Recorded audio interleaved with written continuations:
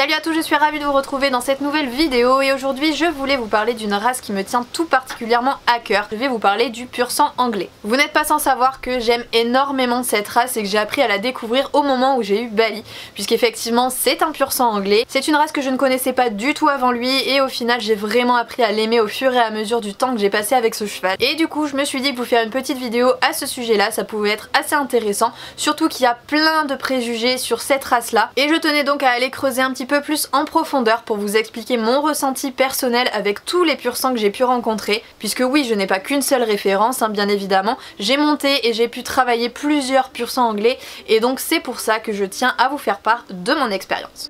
Avant tout je voulais vous parler rapidement de qui est le pur sang anglais réellement. En fait c'est une race qui a été complètement créée par l'homme de A à Z. Pourquoi? Tout simplement pour aller le plus vite possible. C'est une race qui a été développée dans son physique et dans son mental, vraiment pour aller le plus vite possible, un petit peu à l'image des lévriers. Ce sont des chevaux qui sont vraiment très longs et qui sont faits pour couvrir le plus de distance possible en une seule foulée. Au niveau de leur tête, je sais pas vous mais moi à chaque fois que je rencontre un pur sang anglais je le reconnais à 1000 km. J'ai tout simplement l'impression qu'ils ont tous cette même petite tête de bébé. On le sait, au niveau du caractère, ils sont plutôt chauds, vifs et à ne pas mettre entre toutes les mains. Comme ils ont été vraiment développés pour la vitesse, vous imaginez bien que ce sont des chevaux très réactifs et qui ont un très fort caractère. Ce sont des chevaux que l'on peut mettre dans la catégorie des chevaux chauds, même s'il existe également des chevaux plus froids, c'est-à-dire plus calmes, plus sereins dans leur tête. De façon générale, les pur sang anglais sont des chevaux avec beaucoup d'énergie qu'il faut réellement savoir canaliser. Bien évidemment, avec une bonne éducation, c'est comme tous les chevaux, on peut faire vraiment des merveilles et transformer un pur sang stressé en un pur sang parfaitement calme et serein, mais ça prend du temps, plus de temps par exemple qu'avec des races qui sont majoritairement froides comme le Halfinger ou les poneys de façon générale, même si encore une fois il y a des exceptions partout. Ce sont des chevaux qui sont très répandus en France puisqu'on a pas mal d'élevage et d'écuries de course. On va les retrouver notamment dans les courses de plat, les courses de galop pur et également dans les courses d'obstacles. À l'âge de 2-3 ans, le débourrage est déjà effectué dans les écuries de course et on peut parfois les retrouver lorsqu'ils sont réformés, c'est-à-dire soit qu'ils ont fait l'entraînement et qu'ils n'étaient pas assez performants pour pouvoir être qualifiés pour les courses, ou alors des chevaux qui ont réellement couru et qui sont réformés à la suite de ces courses. C'est pour ça qu'on retrouve beaucoup de pur sang anglais dans les associations de réformés ou dans les associations de sauvetage, puisqu'on les récupère en général quand ils ont fini leur carrière dans les courses afin de les transformer en chevaux de selle. Ce sont des chevaux qui s'adaptent parfaitement à tout ce qu'on peut leur demander en équitation classique. Ils peuvent très bien être performants en obstacle, en cross, en dressage, on les retrouve également en polo. Bref, c'est une race qui est hyper polyvalente et vous pouvez peut-être le voir à travers tout ce que je peux vous proposer avec Bali. On sort en endurance, en hunter, en dressage, etc. Vraiment, c'est un cheval qui est très complet et qui se prête à tout. Tout ça, tout simplement pourquoi? Parce qu'ils ont un mental, vraiment, c'est ce qui me choque le plus chez le pur sang anglais, c'est ce mental à toute épreuve et une générosité que je n'ai jamais rencontrée chez une autre race.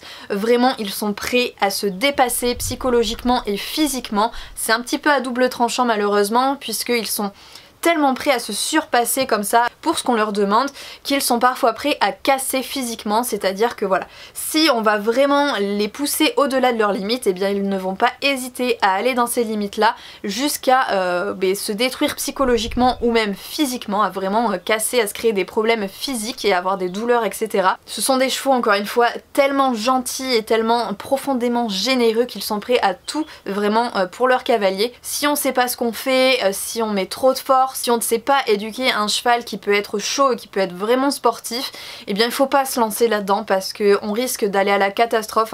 Moi la première, si j'avais pas été bien entourée dès le début avec Bali, j'aurais pu faire de grosses bêtises et au final complètement casser mon cheval.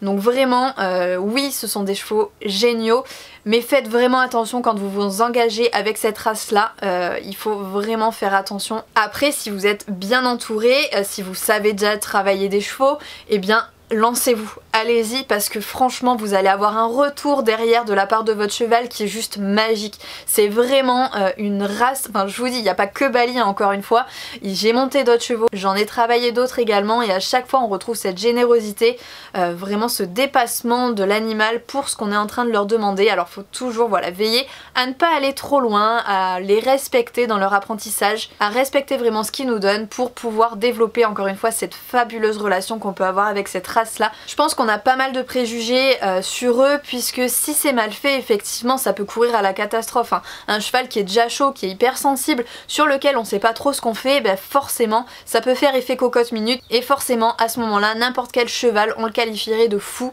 alors que non, c'est juste que c'est une race qui est particulièrement sensible et délicate, et que donc il faut vraiment pas faire n'importe quoi avec, même si avec les autres chevaux on est bien d'accord, faut pas faire n'importe quoi non plus, mais c'est particulièrement le cas sur cette race là. Après il y a également 2-3 petites choses qui sont bonnes à savoir sur la santé de cette race là. Il faut savoir qu'ils ont la peau qui est vraiment très fine et très délicate, et de ce fait ils sont susceptibles de se faire des petits bobos un peu n'importe quand, régulièrement. Depuis qu'il est au pré, étonnamment il me fait plus de blessures, alors que quand il était en centre équestre vraiment c'était une catastrophe.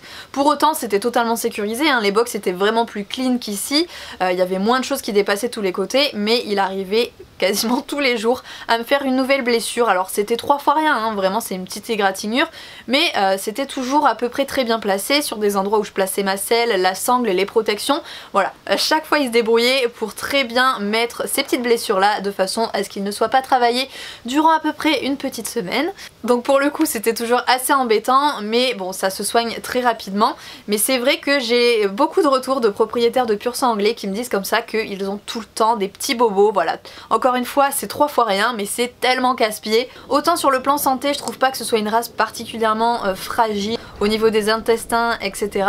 Peut-être qu'ils font un petit peu des ulcères quand ils sont en course et qu'ils sont sujets à ce genre de choses là, mais voilà, après sur le plan colique ils sont pas particulièrement délicats à ce sujet là. Il n'y a que le côté extérieur, le côté un peu fragile de la peau qui peut vraiment ressortir, et on peut également rencontrer des problèmes en hiver, tout simplement pourquoi, parce que c'est une race qu'il faut particulièrement soigner. Alors encore une fois, oui il y a des pur sang qui sont très rustiques et qui arrivent à résister à des températures très basses en hiver et qui ne bougent pas sur un point de vue santé, qui sont totalement constants au niveau du poids, etc. Mais la majorité de ces chevaux là, il va falloir les couvrir vraiment, les soigner et y faire attention en hiver, puisqu'ils vont avoir tendance à maigrir pour un oui ou pour un non. La majorité des pur sang vont avoir tendance à perdre des dizaines de kilos en hiver, donc il faut vraiment veiller à renforcer au niveau du foin leur alimentation et ne pas hésiter à leur en donner en quantité. Bali par exemple est vraiment incapable de passer un hiver avec une couverture de moins de 300 grammes. Il faut savoir que 300 grammes c'est vraiment énorme, et pour autant il n'est pas tondu. En général c'est un poids qu'on va mettre sur des chevaux qui sont tondus, donc qui n'ont plus de poils. Bali lui a bien ses poils d'hiver. Alors par contre les poils d'hiver d'un pur sang anglais, hein, on reste sur un poil très délicat, très fin, qui sert quasiment à rien en hiver. On a l'impression qu'il a beaucoup de poils par rapport à sa robe d'été, mais à chaque fois que j'ai quelqu'un qui a un cheval normal entre guillemets, qui vient me voir en hiver et qui me dit mais il a pas fait de poils ton cheval, je dis si. Pour Bali je peux t'assurer qu'il en a en quantité, et pourtant voilà, ça n'est pas suffisant. Il faut leur ajouter absolument une couverture. Si on ne veut pas qu'il maigrisse et qu'il perde de l'état en hiver, c'est vraiment indispensable. Ça peut aller très vite, hein. Moi je sais que Bali, les premiers froids en hiver, je le vois tout de suite, il maigrit, on commence à bien voir ses codes. C'est ce point là qui est un petit peu embêtant, même si dès qu'il voit l'herbe du printemps il se remet à bien grossir et à être beau. Voilà, dès qu'il fait un peu froid en général ça peut être assez compliqué. Et voilà, je pense que j'ai fait le tour de pas mal de questions que vous étiez susceptibles de vous poser, donc bien évidemment n'hésitez pas, si vous en avez d'autres, à me les poser en commentaire directement. Je me ferai un plaisir encore une fois d'y répondre. Également si vous avez un pur sang anglais et que vous vous retrouvez dans tout ce que j'ai dit dans cette vidéo là, ou pas, mais n'hésitez pas à me partager votre expérience avec votre pur sang anglais, ça ne pourra qu'enrichir cette vidéo là, donc vraiment n'hésitez pas. J'espère sincèrement que je vous aurai incité à découvrir cette race merveilleuse et que j'aurai participé à faire tomber pas mal de préjugés. Sur ce, je vous fais à tous de très gros bisous et on se retrouve naturellement très vite dans une prochaine vidéo. Salut!